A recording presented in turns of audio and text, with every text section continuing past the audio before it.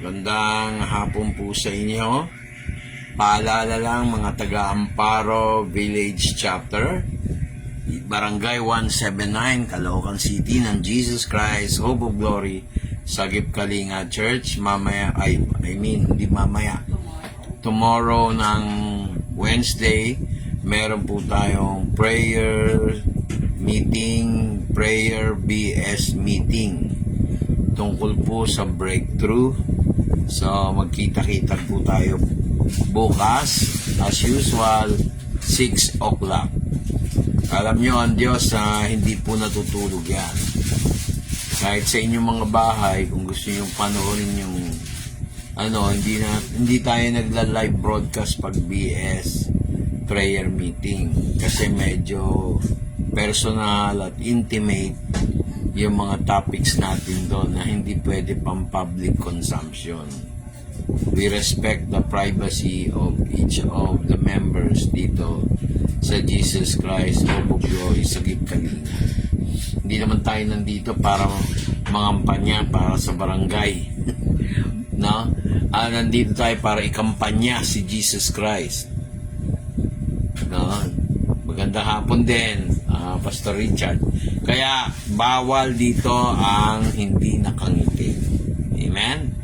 Kaya importante po na lagi tayong happy, the best medicine. Pag happy tayo in the Lord, iba ang dating. No? Regardless kung ano situation natin. Kaya ang tawag natin doon, hindi na happiness. Joy.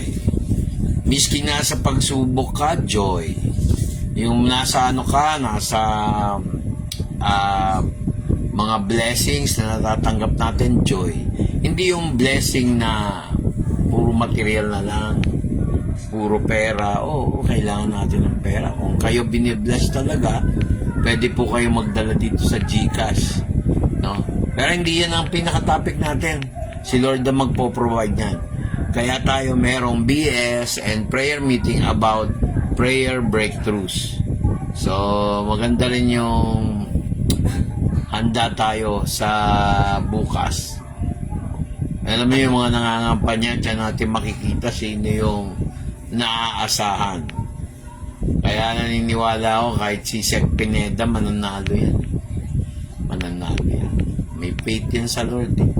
Tapos yung dito rin sa amin, yung barangay captain namin, let us wait and see kung anong mangyayari. Kung the will of the people should be the will of God. Kasi mahirap naman yung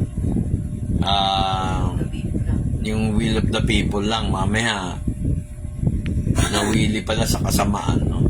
Kaya huwag natin gagayahin yun. Kaya mga kapatid, paalala lang, manalangin tayo sino ang karapat-dapat na manalong barangay captain and staff. Kasi kung yung kapitan, okay, pero yung mga kasama niya hindi okay, wag na lang sila manalo. No? Pero kung sila'y okay sa Panginoon, magiging okay na rin sila sa tao. We claim, Lord, we claim na lahat ng mananalo dito sa Amparo Village and Barangay 179, maging honest ang election. No, maging honest at karapat dapat. Yan ang solusyon para tayo magkaroon ng peace of mind sa barangay level pa lang. Pero we have to seek first the kingdom of God, and all these things shall be added unto you. Kayo mga nag-aaral na may oras sa Wednesday, kailangan ma-prepare natin ang ating hearts, no? Bago ang Wednesday. Kahit mamayang gabi, prepare na ninyo yung hearts.